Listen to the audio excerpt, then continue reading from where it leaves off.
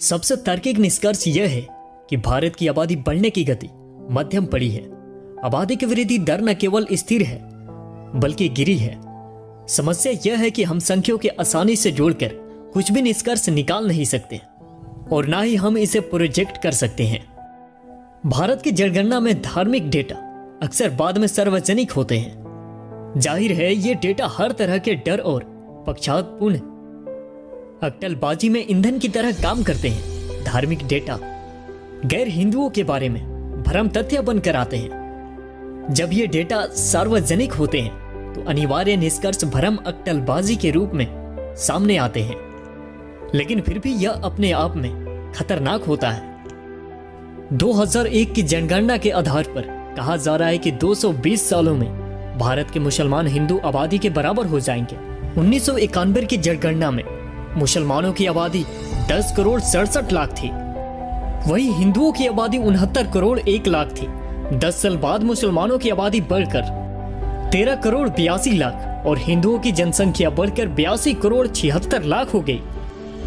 मतलब इन 10 सालों में मुसलमानों की आबादी में 29.5% और हिंदुओं की आबादी में 19.9% की वृद्धि हुई। इस एक दशक में सालाना मुसलमानों की वृद्धि दर 2.62% रही और हिंदुओं की 1.83%। निश्चित रूप से इन 10 सालों में मुसलमानों की आबादी हिंदुओं के मुकाबले तेजी से बढ़ी। इसके कारणों की हकीकत होनी चाहिए, लेकिन यह अलग मामला है। मोटे तौर पर हम इस विश्लेषण को बदल नहीं सकते। बड़ी खूबसूरती से शुरुआती अर्थमेटिक के आधार पर दोनों समुदायों की वृद्धि दरें दिखाई गई है और इसका निष्कर्ष यह निकाला गया है कि 220 सालों में मुस्लिम की आबादी हिंदुओं के लगभग बराबर हो जाएगी। मतलब 2233 में मुस्लिमों की आबादी हिंदुओं के बराबर हो जाएगी। इस संख्या को कबूल करने के लिए हमें आगे निकलना होगा।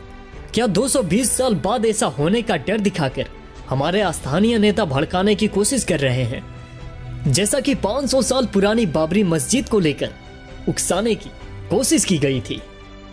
यदि वास्तव में हम 90 के दशक की आबादी वृद्धि दर कायम रखते हैं तो सोचिए 2233 में क्या होगा। इस हिसाब से देश में 56 अरब हिंदू और 56 अरब मुसलमान हो जाएंगे। मतलब 2233 में दुनिया की कुल आबादी के 16 गुना आबादी भारत में होगी।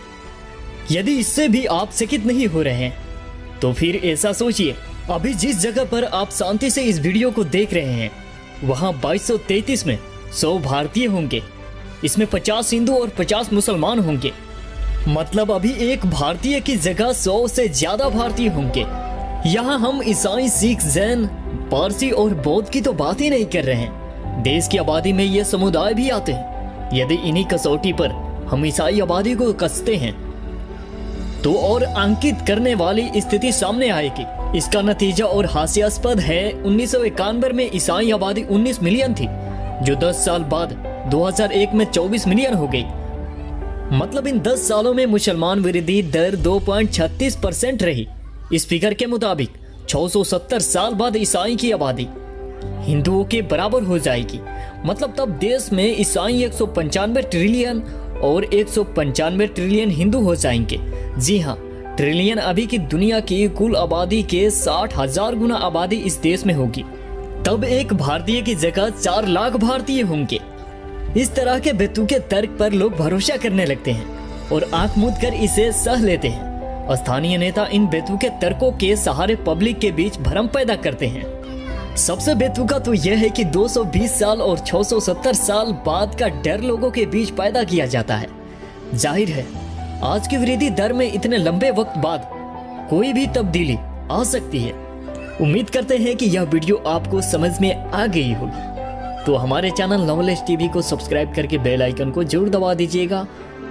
अगले वीडियो में फिर मिलते हैं, तब तक के लिए जय हिंद, जय भारत।